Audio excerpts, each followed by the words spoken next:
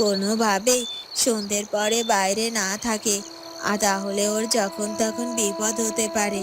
আচ্ছা, এখনো যেহেতু মেয়েটা ফিরল না, তাহলে কি ওর কোনো বিপদ হলো? তখনই রামুর স্ত্রী বাড়িতে ফিরে আসে। এই তো রামুর বউ চলে এসেছে, আর আজ তো তাড়াতাড়ি ফিরে এসেছে। এখন কি বলবো ওকে? এই কি দিদি, তুমি এখানে এভাবে দাঁড়িয়ে আছো যে? অভাগী কোথায়? ওকে দেখছি না যে।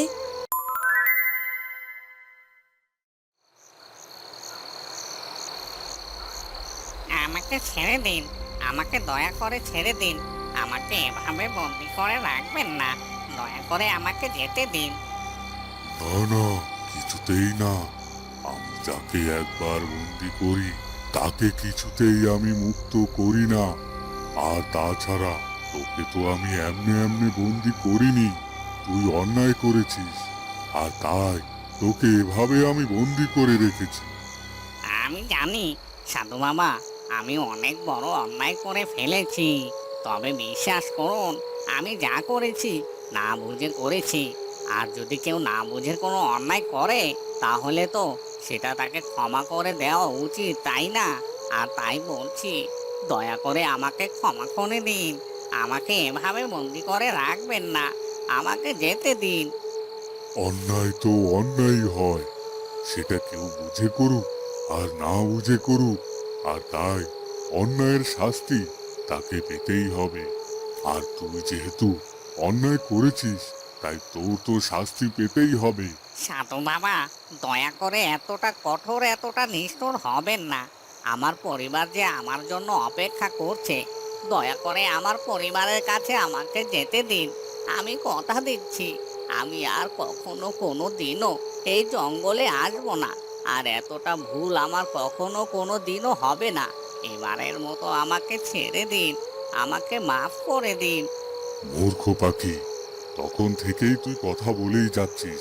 তুই কি চাস তোর মুখের জবানটাও আমি বন্ধ করে দেই? আর যদি সেটা না চাস, তাহলে চুপচাপ এখানে এভাবে বন্দি হয়ে থাক, আমাকে আমার সাধনা করতে দে। কি হলো কি দিদি? তখন থেকে আমি তোমাকে জিজ্ঞাসা করেই যাচ্ছি যে আমার অভাগী কোথায়, কিন্তু তুমি তুমি কিছুটি না বলে এভাবে চুপচাপ রয়েছো। আচ্ছা, বুঝেছি। আজ নিশ্চয়ই অভাগী তোমাকে অনেক জ্বালিয়েছে, তাই না? আর এখন ঘরের ভেতরে ঘাপটি মেরে বসে আছে। দাঁড়াও, আমি এক্ষুনি অভাগীকে আচ্ছা করে বকে দিচ্ছি। অভাগী, এই অভাগী, এদিকে আয়। এক্ষুনি, এক্ষুনি বাইরে আয় বলছি। অভাগীর মা, ডেকে কোনো লাভ নেই গো, অভাগী যে ঘরে নেই। কি? অভাগী ঘরে নেই মানে? কি বলছো কি দিদি? এই রাতের বেলা অভাগী কোথায় গেছে?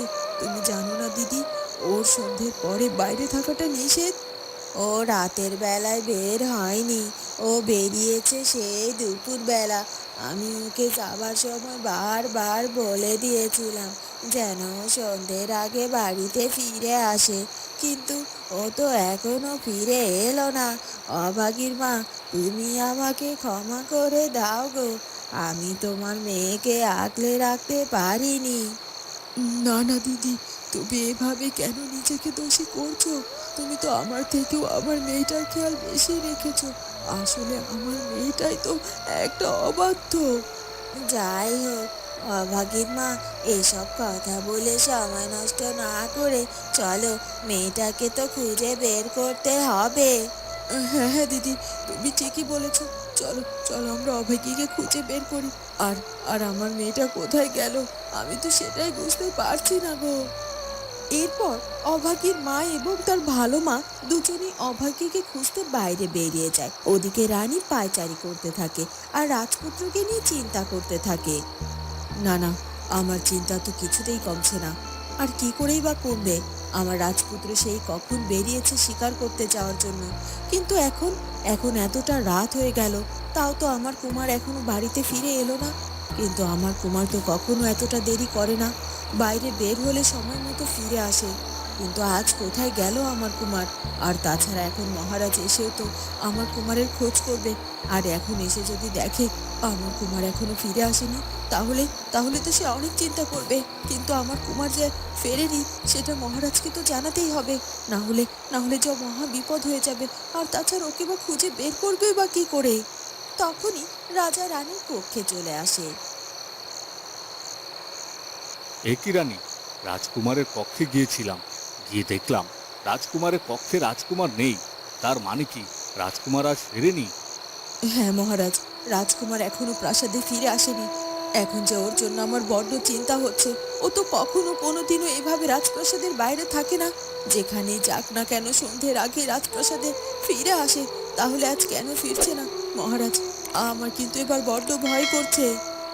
তুমি যেটা বলছো তাতে করে তো সত্যিই চিন্তার ব্যাপার। আর তাছাড়া আমি তো ভেবেছি রাজকুমার হয়তো এতক্ষণে রাজপ্রাসাদে ফিরে এসেছে, আর আমি রাজ্যের কাজ নিয়ে ব্যস্ত ছিলাম, তাই এ রাজকুমারে ফিরে এসেছে কিনা সেটাও খবর নিতে পারিনি। তবে এখনো যেহেতু রাজকুমার ফিরে আসেনি, সেহেতু আমাদের আর একটু দেরি করা উচিত হবে না। এক্ষুনি আমি প্রহরীদেরকে পাঠিয়ে দিচ্ছি রাজকুমারকে খুঁজে আনার জন্য। এ কথা বলে রাজা তাড়াতাড়ি করে বাইরে বেরিয়ে যায়। ওদিকে মন্ত্রীপুত্র রাঘব জঙ্গলে ঘুরে ঘুরে রাজকুমারকে খুঁজতে থাকে। রাজকুমার, রাজকুমার, কোথায় আপনি? আমার কথা শুনতে পাচ্ছেন না? রাজকুমার, সে তখন থেকে আমি তোমাকে খুঁজে চলেছি, কিন্তু তোমাকে কেন খুঁজে পাচ্ছি না। আর তাছাড়া তুমি কোথায় আমাকে বলো। তুমি বলেছো আমাকে এখানে কিছুক্ষণ অপেক্ষা করতে, এক্ষুনি শিকার ধরে আমার কাছে চলে আসবে। কিন্তু এই জায়গায় তো অনেকটা সময় পেরিয়ে গেল, এমনকি সন্ধে ঘনিয়ে রাতও হয়ে গেল। তারপরও কেন কেন তুমি ফিরে এলে না? আর তোমাকে না পেয়ে তো এখন আমি এই জঙ্গলের মধ্যে ঘুরে বেড়াচ্ছি, কিন্তু তারপরও তো তোমার কোনো খোঁজ পাচ্ছি না। আমি কোথায় গেলে রাজকুমার? সাড়া দাও, সাড়া দাও রাজকুমার। এ কথা বলে মন্ত্রীপুত্র রাজকুমারকে জঙ্গলের ভেতর খুঁজতে থাকে, কিন্তু কোথাও সে রাজকুমারকে খুঁজে পায় না। এ কি, আমি তো এই জঙ্গলটার প্রায় সব জায়গায় খুঁজে দেখলাম, কিন্তু কোথাও তো রাজকুমারের কোনো খোঁজ নেই। তাছাড়া আমি তো রাজকুমারকে চিৎকার করে করে ডেকেছি, কিন্তু রাজকুমার যদি আশেপাশে কোথাও থাকতো তাহলে তো আমার ডাকে সাড়া দিত। তাহলে কেন রাজকুমার আমার ডাকে সাড়া দিচ্ছে না? আর ওকে ওকে কেনই বা আমি খুঁজে পাচ্ছি না?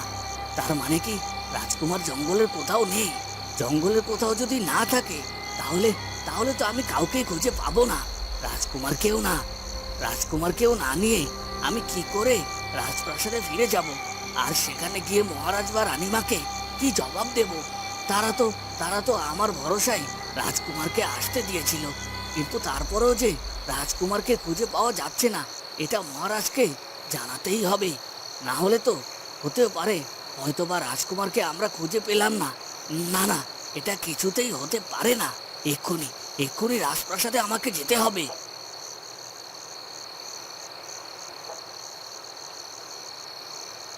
ওদিকে অভাগীর মার ভালো মা দুজনে অভাগীকে খুঁজতে থাকে। তারা দুজনে অভাগীকে খুঁজতে খুঁজতে একসময় জঙ্গলের ভেতরে প্রবেশ করে ফেলে।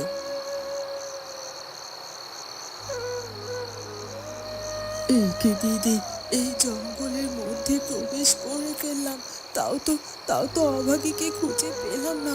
আর তাছাড়া এই জঙ্গলের মধ্যে কি আমার অভাগী এসেছে নাকি? হ্যাঁ, এখন তো সেটাই মনে হচ্ছে। কারণ আমাদের গ্রামের আশেপাশে সব জায়গায় তো খুঁজলাম, এমনকি ওর যেসব সই ছিল তো সবার বাড়িতে গিয়ে খুঁজলাম, কারোর বাড়িতেই ও নেই। আর তাছাড়া ও তো জঙ্গলের আশেপাশে এদিকেই আসে, তাই আমার মনে হলো হয়তোবা জঙ্গলের ভেতরে এলে আমরা অভাগীকে খুঁজে পেয়ে যাব। জানি না দিদি, আমরা আমাদের অভাগীকে খুঁজে পাবো কিনা। আমার মনটার মধ্যে যে বড্ড ভয় করছে, আমার মনটা যে বড্ড কুগাইছে দিদি। আমার মনে হচ্ছে বড় কোনো বিপদ ঘটতে চলেছে। আর তাছাড়া আমার মেয়েটা কোথায় কোথায় এভাবে হারিয়ে গেল বলো তো? ওকে কি আমরা আর খুঁজে পাবো না? না না অভাগীর মা, এইসব তুমি কি বলছো? আমরা কেন আমাদের অভাগীকে খুঁজে পাবো না বলো তো? অবশ্যই অবশ্যই ওকে খুঁজে পাবো। চলো আমরা বরং ওদিকটাতে গিয়ে একটু দেখি। তুমি যত যাই বলো দিদি, আমার কিন্তু সত্যি সত্যি ভালো লাগছে না। আমার অভাগীকে যদি আমি খুঁজে না পাই তাহলে তাহলে কিন্তু সত্যি সত্যি আমি মরে যাব দিদি। তুমি যেখান থেকে পারো আমার অভাগীকে আমার কাছে খুঁজে এনে দাও। এ কথা বলে অভাগীর মা আর ভালো মা আবার অভাগীকে খুঁজতে শুরু করে।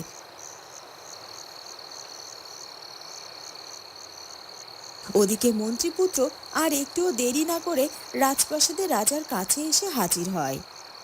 এই যে রাঘব, তুমি তুমি ফিরে এসেছো। তার মানে তোমার সাথে আমার কুমার ফিরে এসেছে। আর তাছাড়া তোমরা দুজনে এতটা দেরি কেন করলে? পথে কি তোমাদের কোনো বিপদ আপদ হয়েছিল? আমরা সবাই মিলে তো চিন্তায় চিন্তায় একেবারে অস্থির হয়ে গিয়েছিলাম।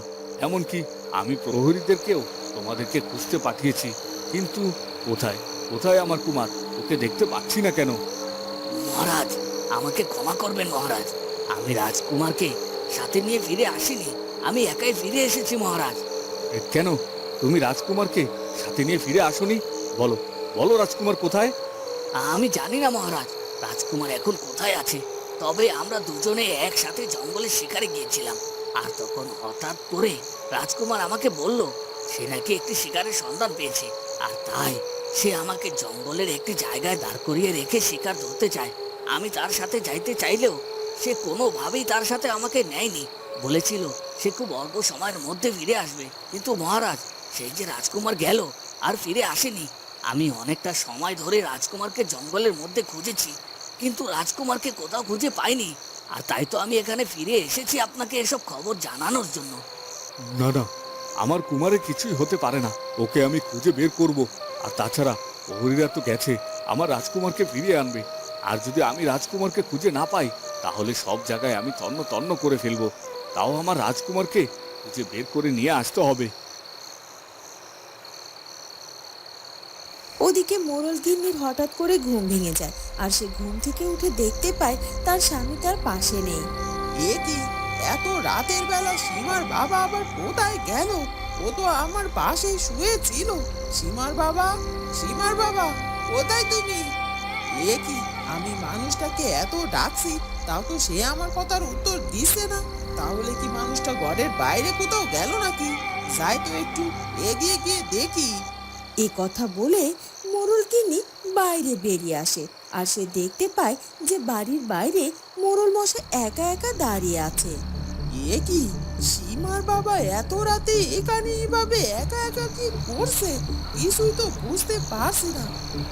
না না, আর নয়, বেশ অনেকটা দিন পেরিয়ে গেছে। এখন এতটা দিন পর আমার মনে হয় সব সত্যিটা সামনে আনার সময় হয়েছে। অনেক চেষ্টা করেছি অনেকবারই সব সত্যিটাকে সামনে আনার, কিন্তু বারবারই কোনো না কোনো বাধা এসে সেই সত্যিটা প্রকাশ করা হয়নি। কিন্তু এই সত্যিটা যদি আমি না জানিয়ে যেতে পারি, তাহলে যে আমার মনেও শান্তি পাবো না। আর তাছাড়া দেখতে দেখতে আমার বয়সটাও বাড়তে শুরু করেছে। কখন আমার জীবন প্রদীপ নিভে যায় সেটা তো আমি বলতে পারি না। আর তাই আমি বেঁচে থাকতে থাকতেই সব সত্যিটা জানিয়ে যেতে চাই। যাকে সব সত্যিটা জানানো দরকার ছিল সে তো অনেক আগেই এই পৃথিবী ছেড়ে চলে গিয়েছে। আর তাই তার অবর্তমানে তার পরিবারকে আমাকে সব কিছু জানাতে হবে। না হলে যে আমি নিজের কাছে অনেক বেশি দায় থেকে যাব, যে দায় আমার বয়ে বেড়ানো মতো ক্ষমতা নেই। আর তাই যা করার আমাকে কালই করতে হবে। না না না না, ব্যাপারখানা তো আমাকে দেখতে হচ্ছে।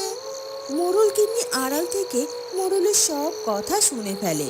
এ কি, সীমার বাবা কোন সত্যির কথা বলছে? আর এসব সত্যি সে কাকে জানাতে চায়? আর তাছাড়া কেই বা এসব সত্যি জানার আগে এই দুনিয়া ছেড়ে চলে গেছে? না না না না, কিছুই তো বুঝতে পারছি না। তবে ব্যাপারখানা আমার কাছে মোটেও সুবিধের মনে হচ্ছে না। আমার মনে হচ্ছে এর পেছনে নিশ্চয়ই কোনো বড় কারণ রয়েছে। হ্যাঁ হ্যাঁ, আমাকে তককে তককে থাকতে হবে আর জানতে হবে সীমার বাবা কোন সত্যি কাকে জানাতে চাইছে। আর তাছাড়া আমার স্বামী তো বলেছে যা করার নাকি সে আগামী কালই করবে। তার মানে সীমার বাবাকে কোনোভাবেই কাল চোখের আড়াল করা যাবেই না। সারাক্ষণ ওকে চোখে চোখে রাখতে হবে। বন্ধুরা, তাহলে অভাগী এবং রাজপুত্র কোথায় হারিয়ে গেল সেটা জানবো আমরা ঝিয়ের মেয়ের ভাগ্য গল্পের পরবর্তী পর্বে। আর আমাদের আজকের ভিডিওটি ভালো লাগলে অবশ্যই আমাদের চ্যানেলটিকে সাবস্ক্রাইব করে দিও। দেখা হবে পরের পর্বে। ধন্যবাদ।